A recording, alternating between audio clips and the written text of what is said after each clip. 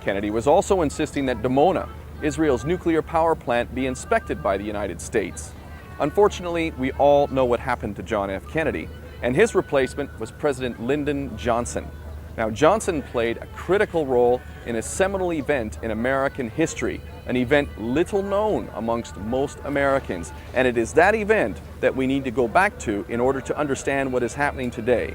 And thus, we go back to a sunny day in June 1967.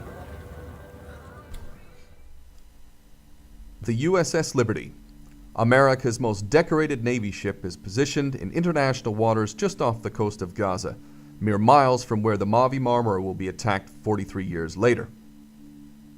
With the American flag flapping in the wind on a virtually cloudless day, Israeli planes fly at least 9 separate reconnaissance missions so close to the ship that Liberty crew members actually wave to the Israeli pilots.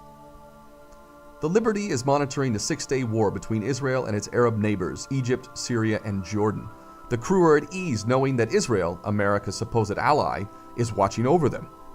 That calm is shattered, however, when unmarked, unidentified jets launch a vicious attack that will span over 1 hour and include more than 800 rounds of cannon fire, rockets, heavy bombs, and napalm. This highly coordinated attack includes jamming all of the Liberty's radio communications to the nearby 6th Fleet. This alone proves the attackers knew they were attacking a U.S. ship, because these radio frequencies are tantamount to a signature of the American Navy. So while unknown jets strafe Liberty crew with machine gun fire and napalm, a damaged radio is heroically patched up and used to transmit a distress call to the 6th Fleet. Air defenses are immediately launched, and at this point, Liberty crew have transmitted nothing indicating who was attacking, as the crew themselves do not even know at this time. What happens next reveals treason at the level of the White House. Then Secretary of Defense Robert McNamara astoundingly recalls defenses of the ship, and President Lyndon Johnson affirms the recall. Never before or since has an American ship been refused defenses while under attack. But even more shocking is that Johnson ordered the commander of the 6th Fleet, Rear Admiral Lawrence Geis, to recall the Liberty's defenses because he did not want to, quote, embarrass America's ally, Israel, end of quote. This means Johnson and McNamara had knowledge of who was responsible for the attack before any Liberty transmissions had indicated it was Israel. In short, the President of the United States, Lyndon Johnson, is a traitor, as is Robert McNamara.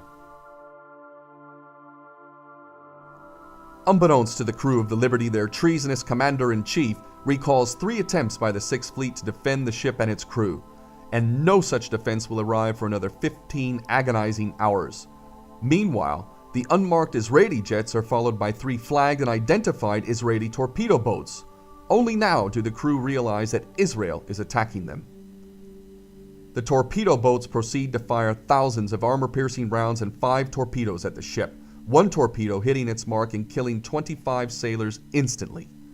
The Liberty now has a gaping 40-foot hole on her starboard side and begins listing badly as she takes on torrents of seawater. The captain orders the crew to prepare to abandon ship, and 3 life rafts are launched into the sea. In a blatant war crime, Israeli crew proceed to blow 2 of the life rafts out of the water and commandeer the 3rd. At this point, the full horror of this attack sets in as it becomes crystal clear.